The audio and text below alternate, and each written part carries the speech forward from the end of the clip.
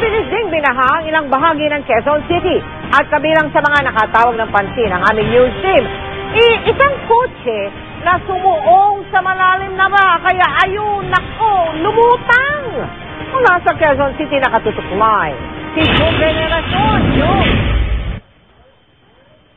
Well, wala nang baha dito sa may bahagi ng kanto ng Araneta Avenue at E. Rodriguez Avenue dito sa lungsod nga ng Quezon. Di tulad kanina na tanghali at umaga kung saan hindi tumadaanan ng mga maliliit na uri ng sasakyan. At sa aming pag-ikot kanina, Nel, ay nakita rin namin iba pang parte ng Quezon City na lubog sa baha.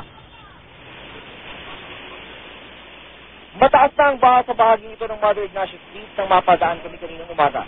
Kaya ganoon na lang pagtaka namin at ng mga tao sa kalsada nang biglang lumusong ang sasakyan ito. Walang kalaban-laban ng kotse, mataas ng baha.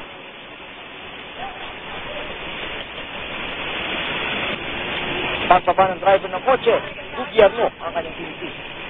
I think this is a problem with the traffic enforcers as well. For example, the MMDA, because they should have already blocked the road.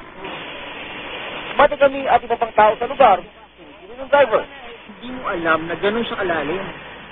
Wala, kasi tingnan mo, who will tell me? Who will tell me? Really? Did you guys even tell me? Ay, well, nandito kami eh. O yun, sino ba yung mga nandun? Nandito kami eh. Na-surprise niya kami. At sino yung mga nandun sa side na yun?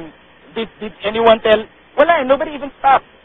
Nobody informed. It's like people were waiting for somebody to just do that. Pero hindi mo ba na-realize na baka malalim? Why do you inform? Bakit ako? Diba? Dapat i-inform.